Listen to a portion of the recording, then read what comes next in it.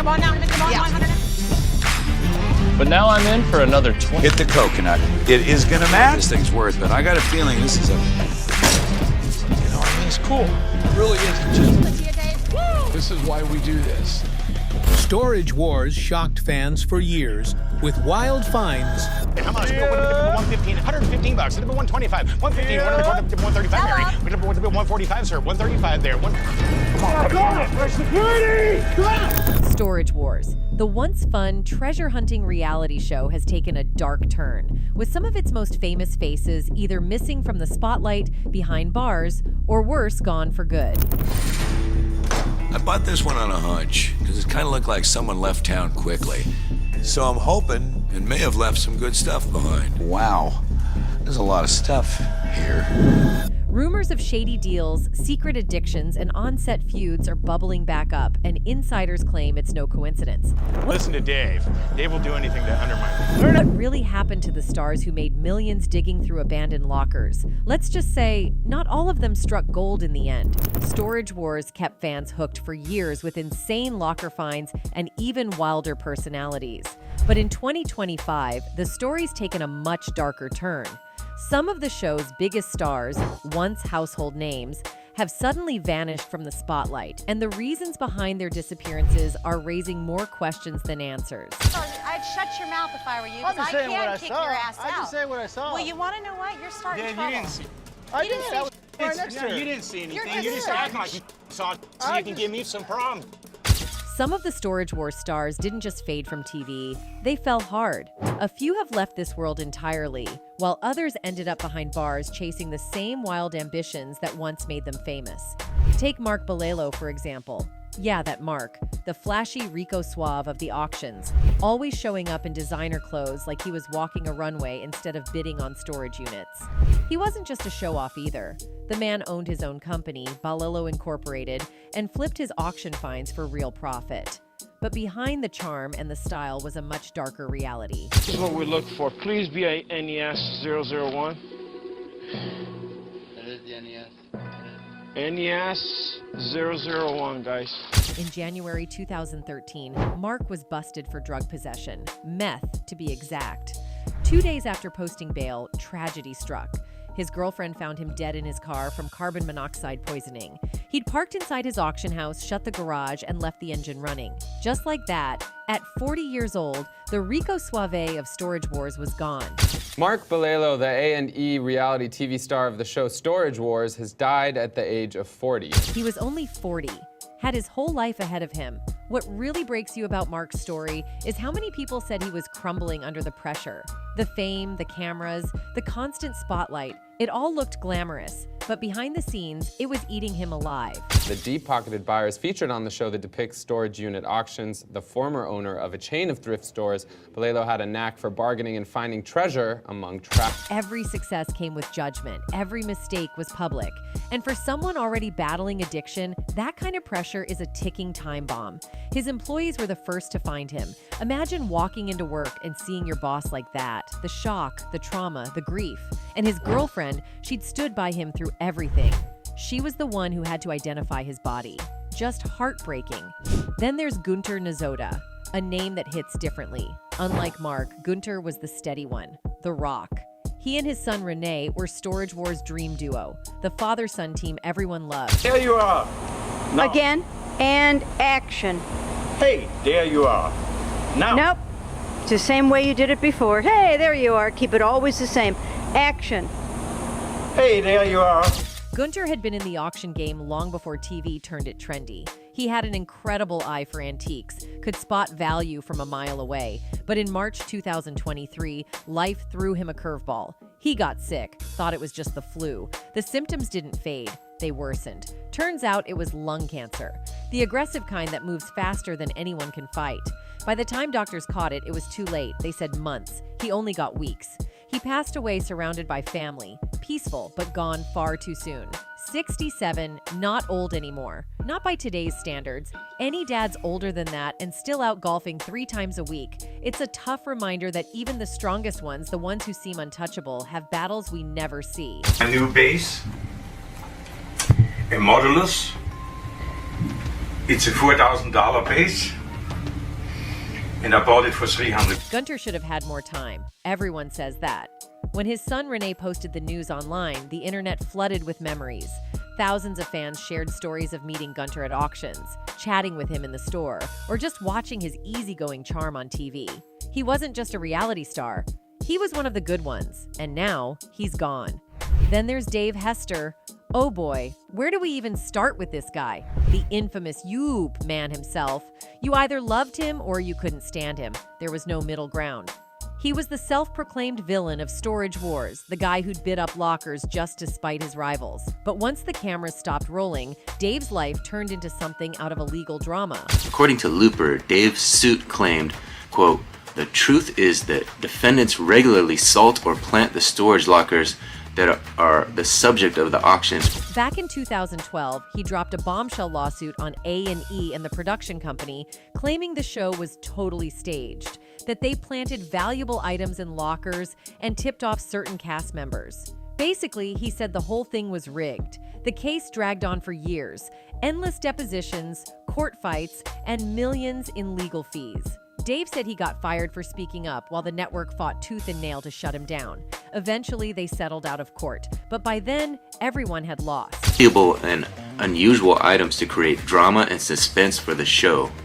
He made several other claims against the series, ultimately explaining that he was not comfortable participating in this show. And that's when the real chaos began. His business tanked under the weight of legal bills. Employees got laid off. The IRS started circling over unpaid taxes. Then came more lawsuits, this time against him, from former partners and staff demanding money. His reputation in the auction world, completely trashed. I'd shut your mouth if I were you, because I can't kick your ass out. I'm just saying what I saw. Well, you want to know what? You're starting Dave, trouble. you didn't see. I You didn't did. see- That was right next to Yeah, her. you didn't see anything. You're You just just- acting like you saw it so you can give me some problems. These days, Dave's still around, but the glory's gone. He does small-scale auctions, sells stuff online, and occasionally posts on social media trying to keep things afloat. It's a far cry from his TV days, watching him hustle for small sales when he used to pull in thousands per episode. Honestly, it's kind of sad. The man who once ruled the auction floor is now barely holding on. Barry Weiss. Now that was a different kind of legend. Unlike most of the Storage Wars crew, Barry wasn't there chasing paychecks.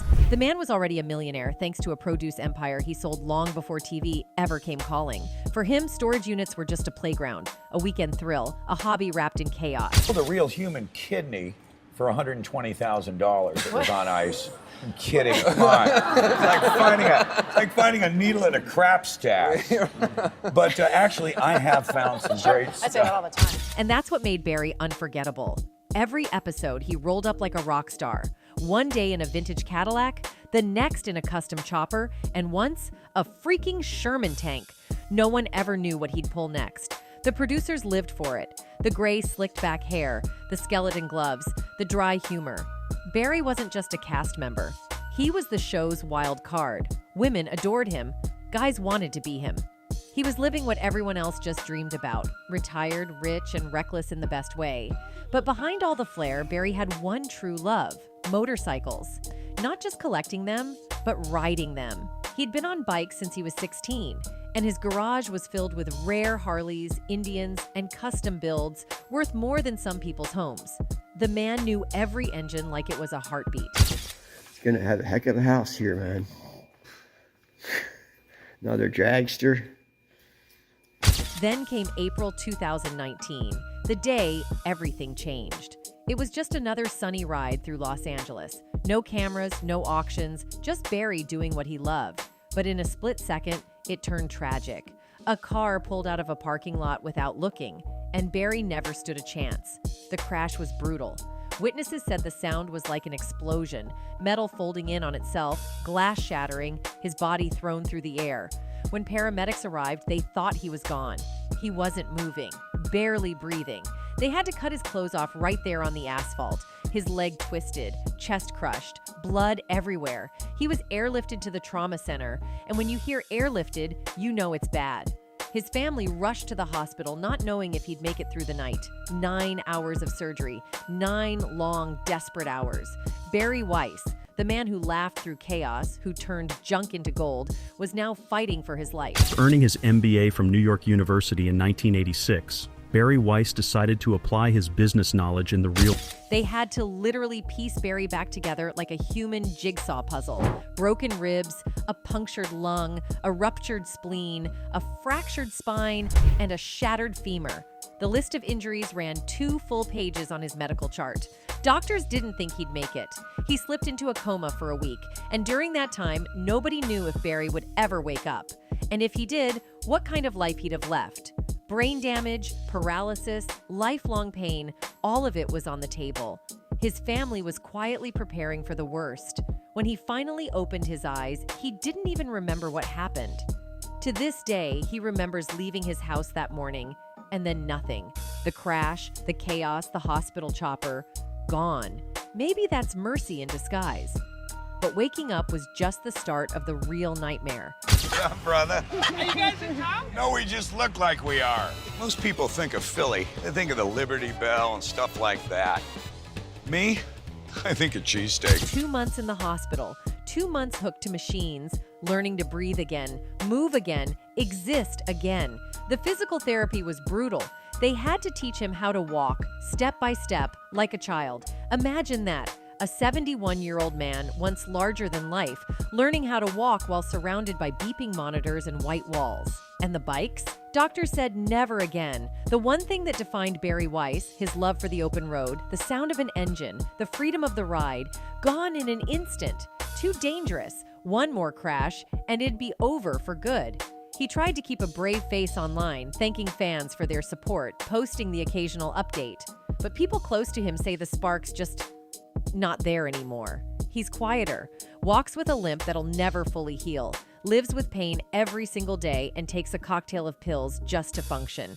And then there's the financial hit, millions in medical bills. Sure, he had insurance, but not the kind that covers the endless extras. The experimental treatments, the home modifications, the specialized therapy sessions, all out of pocket. But the part that really burns? The driver who hit him. The one who wrecked Barry's body, his career, his passion, got a ticket. Just a ticket. Unsafe lane change. That's it. Barry's life was shattered, and the person responsible walked away with what's basically a parking fine. If that's justice, it's a pretty sick joke. Jeff Jarard, the one they said would carry Storage Wars into the next generation. He was young, sharp, and ambitious. Maybe 35 when he hit the screen and instantly stood out. They called him the Liquidator for a reason. The man could flip a storage unit faster than anyone.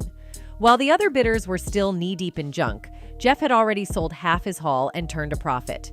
Who's an expert in antiques? Yeah, Jeff Jarard. Hopefully he can tell me what I've got and what they're worth. He wasn't like the old-school auction guys who stuck to cash deals and word of mouth. Jeff was the new breed, tech-savvy, business-minded, and ruthless in all the right ways. He used social media before anyone else thought to. Built an online store, streamed live auctions, and turned storage flipping into a digital empire. One episode even showed him dropping $8,000 on a locker everyone mocked, only for him to find vintage guitars worth $30,000 inside. That was Jeff. Bold, calculated, and way ahead of his time. Off camera, though, he was surprisingly grounded. Married his high school sweetheart, had 2 kids, lived in a modest suburban home even though he could have gone bigger. Every extra dollar went into savings or investments. He wasn't chasing fame. He was building a future. But with that drive came obsession. Jeff worked like a machine. Auctions at dawn, warehouse by day, online sales by night. No vacations, no breaks. His wife once joked she had to book time with her own husband. It was funny, until it wasn't. So the first thing I see are these fabulous 4 lions. These are actually drawer pulls. They're very beautiful. I like the patina, so that's a starter. These are great. People who saw him at an auction after the show ended said he was still the same Jeff. High energy, fast talking, juggling calls while bidding on multiple lockers at once. He made everyone else look like amateurs. But just a few months later, in November 2020, everything changed. Absolutely love this. This is called a drapery or curtain pullback. This is an applied piece of gilt bronze. The rest is all one piece that's cast in solid bronze. Jeff was driving home from an auction in Riverside, another long day, same highway, same route he'd taken hundreds of times. But somewhere along Highway 91, something went wrong. He felt this pressure in his head, like his skull was being squeezed from the inside. His vision blurred in his left eye. His hand started tingling. He was having a stroke. Alone on the highway behind the wheel, no warning, no second chance. He knew something was seriously wrong, but in true Jeff fashion, he figured he could just power through it. That was his mindset for everything. Push harder, keep going, no excuses. But this time, his body wasn't listening. The headache hit like a sledgehammer, sudden, explosive, and absolutely blinding. He somehow managed to pull over onto the shoulder before his entire left side went numb. Half his body was gone, but Jeff, being Jeff, still tried to fight through it. With his right hand shaking, he managed to dial 911. The call, it's heartbreaking to listen to. You can hear him struggling to form words, slurring as he tries to describe where he is. The operator keeps him calm, but her voice gives it away. She knows it's bad. When Jeff asked, "Am I dying?" she said, "Help is coming." But you can hear the fear behind her reassurance. Used in the Art Deco period, it's very, very expensive. It was a hemorrhagic stroke. A blood vessel in his brain just burst, flooding his skull with blood. 35 years old, no warning signs, no history of health issues. Doctors later said it was probably a congenital weakness, something he was born with, just waiting for the right moment to explode. The stress, the sleep deprivation, the constant grind. It didn't cause it directly, but it sure didn't help. The damage was catastrophic.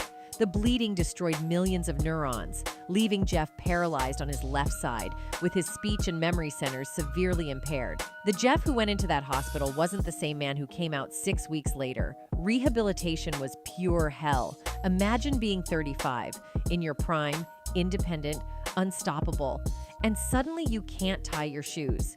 You can't write your name, you can't hold your kids because your left arm won't move, and your balance is gone. The guy who could flip a storage locker in minutes now needed help just to get dressed. And speech therapy? That was its own kind of torture. Jeff's entire career was built on his mouth, negotiating, hustling, charming buyers. But now, he could barely string a sentence together. Words he knew by heart were just gone. He'd try to say table, but chair would come out. Every conversation became a battlefield. I think possibly at some point the original legs may have been damaged and they replaced it with these legs. His kids didn't understand. His youngest, just 4 years old, was afraid of him at first. The slow-moving, slow-talking version of her dad wasn't the same man she remembered running through warehouses and laughing at dinner. It broke him, not just physically, but emotionally. The man who once moved faster than everyone else was now trapped inside his own body, watching life pass him by. That stroke didn't just break Jeff physically, it destroyed everything he built. His entire empire collapsed almost overnight. You can't run a liquidation business when you can't drive, lift, or even close a deal. The employees tried to hold it together, but without Jeff's hustle and charm, it was doomed. Within 3 months, the doors were shut, the warehouse was sold off, and every last piece of inventory was liquidated. Gone. Just to know that I was lucky enough to see this piece and fortunate enough to get it to my store and to have somebody say that it could be that kind of value. Then came the bills, massive ones. Even with insurance, the medical costs were brutal. We're talking specialists, experimental therapies, home renovations for wheelchair access, stuff no one plans for. His wife had to quit her job just to take care of him full-time. 2 incomes gone, expenses through the roof. They ended up launching a GoFundMe titled Help Jeff Jarard Recover from Stroke. It raised $8,000. That's it. $8 grand. For a guy who once had millions watching him every week on Storage Wars, that barely covered a month of therapy. By then, the audience had moved on. New show, new scandal. Jeff was old news. These days, he posts recovery videos, but they're tough to watch. The man who used to light up every auction now struggles just to cross a room, celebrating small wins like holding a cup with his left hand. He reads comments from strangers who barely remember who he is. That's a bummer. Turns out my Bakelite are Fakelite. I absolutely love this. This is called a drapery or curtain pullback. This is an applied piece of gilt bronze. The rest is all one piece that's cast in. And his wife? She's still there, still fighting alongside him.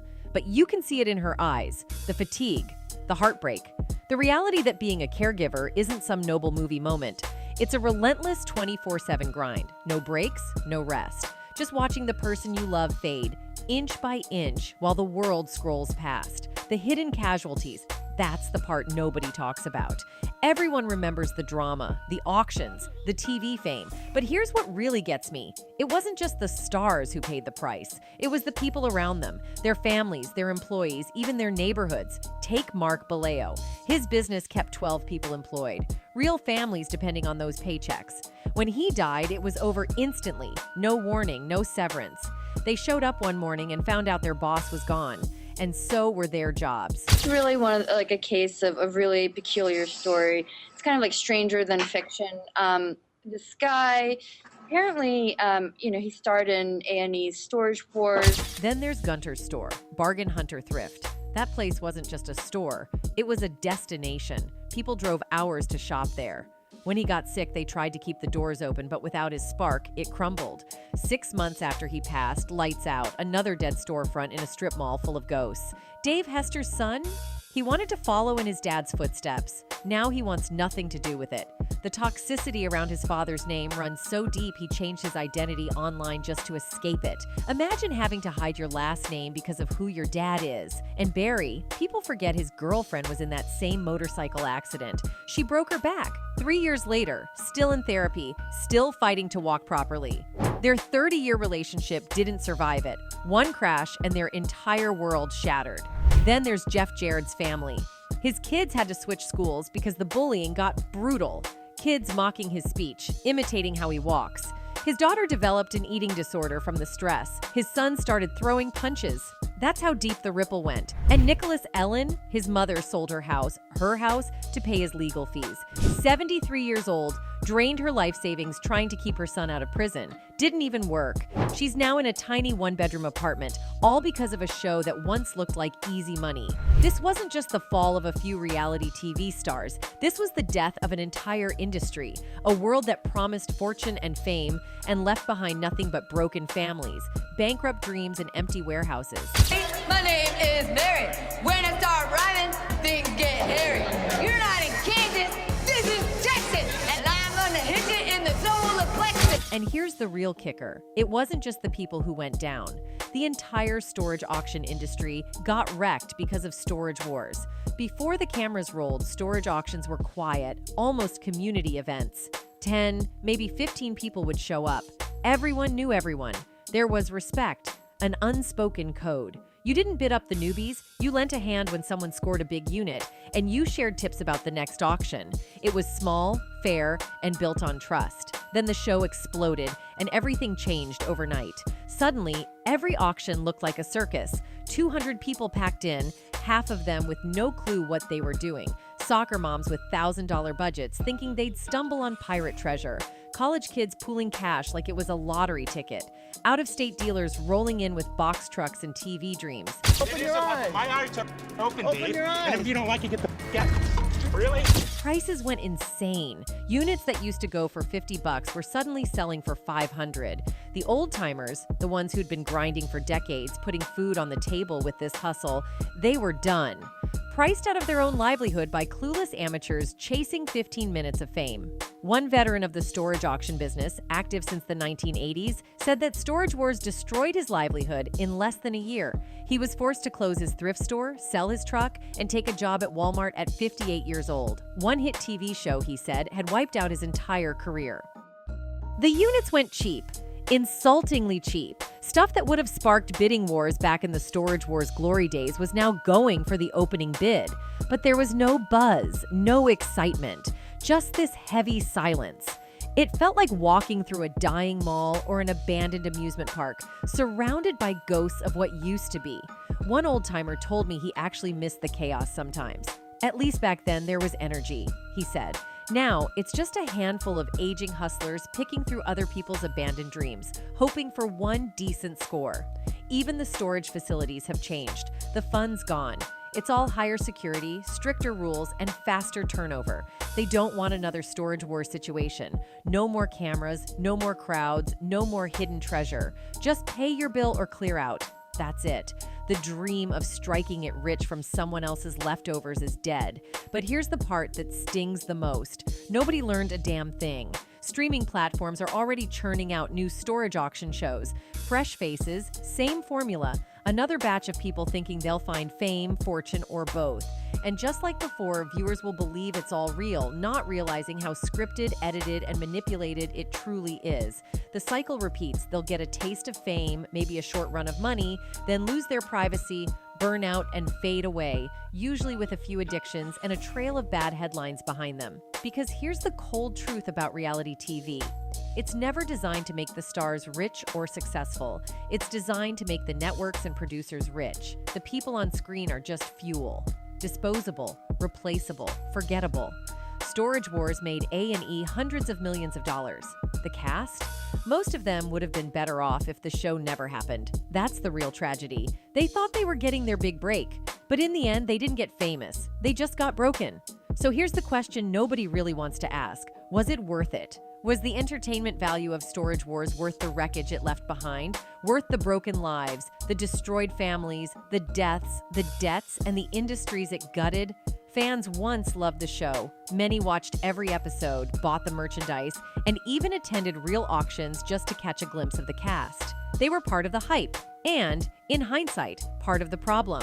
But now, for many who know what happened afterward, it's hard to even watch the reruns. Seeing Mark Balelo holding up a unit key brings to mind his tragic death alone in his car. Watching Gunter smile behind the counter recalls the cancer that eventually took him. And when Hester shouts, "Yoop!" it no longer sounds like confidence, but like a bitter echo of lawsuits, downfall, and a man who lost everything chasing a made-for-TV dream.